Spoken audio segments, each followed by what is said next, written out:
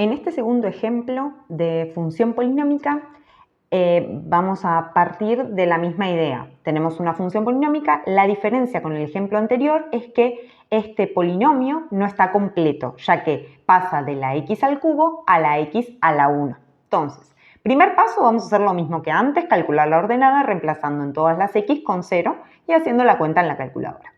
Luego vamos a calcular las raíces. Para calcular las raíces, agarramos toda la función, la igualamos a 0 y usamos el método de Gauss, que consistía en buscar los divisores del término independiente y los divisores del término principal.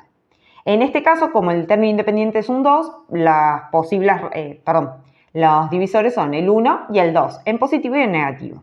Las posibles raíces será la división entre los divisores del término independiente y los divisores del término principal. Entonces, las posibles raíces van a ser 1 menos 1, 2 y menos 2. Igual que como hicimos en el ejemplo 1, vamos a elegir una de las posibles raíces. En este caso yo elegí primero el 1 y reemplacé en todas las x con 1. Me quedó 1 al cubo menos 3 por 1 menos 2. Hago la cuenta y me dio menos 4.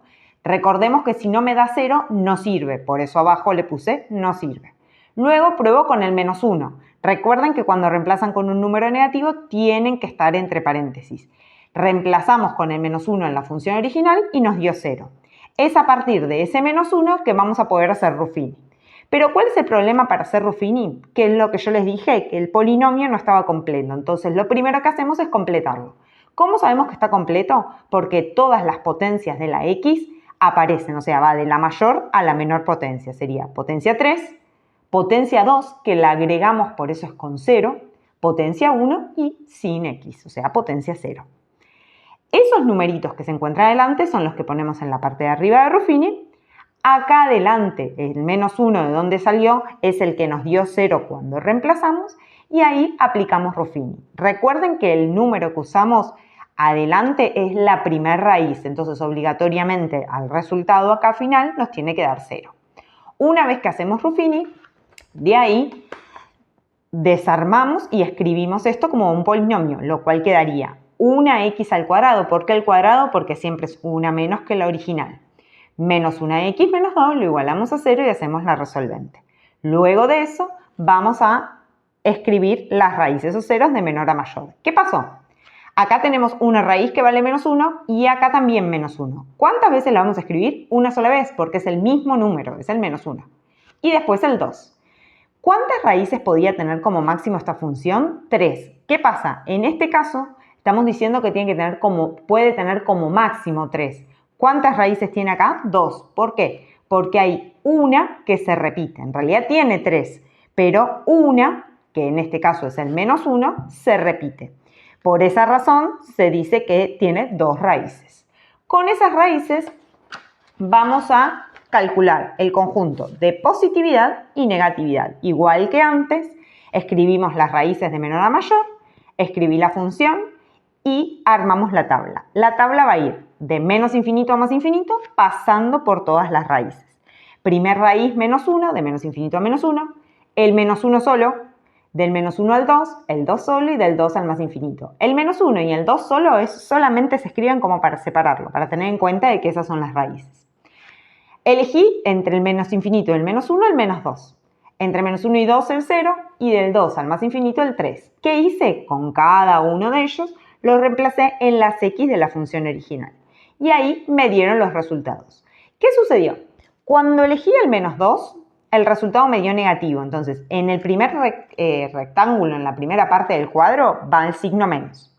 Cuando elegí el 0, que era el del intervalo menos 1, 2, me dio también negativo. Y cuando elegí el 3, que es el número que está en el intervalo de 2 a más infinito, me dio positivo el resultado. Entonces, tenemos dos espacios, o sea, dos intervalos que me dio negativo y uno solo que me dio positivo. Voy a escribir de menos infinito al menos 1, como me dio negativo, va en el conjunto de negatividad. De menos 1 a 2 también me dio negativo, entonces también va en el conjunto de negatividad siempre con una unión, o sea, con la U en el medio. Y por último, del 2 al más infinito, como me dio positivo, va a ir en el conjunto de positividad.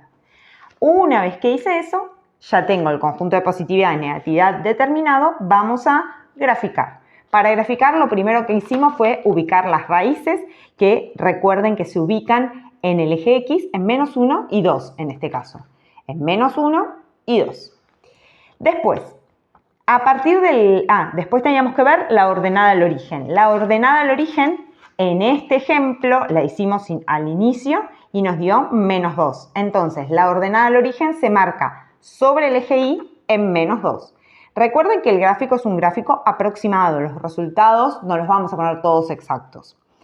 Ahora, antes del menos 1, o sea, del menos infinito al menos 1, que sería en esta parte, el dibujo tiene que venir por abajo. Entonces, viene de abajo y llega al menos 1.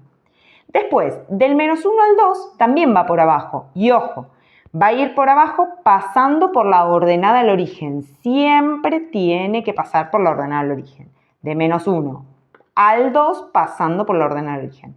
Y después del 2, ¿qué pasa? Se va para arriba. Entonces, de acá se va para arriba. Y ahí terminó la gráfica.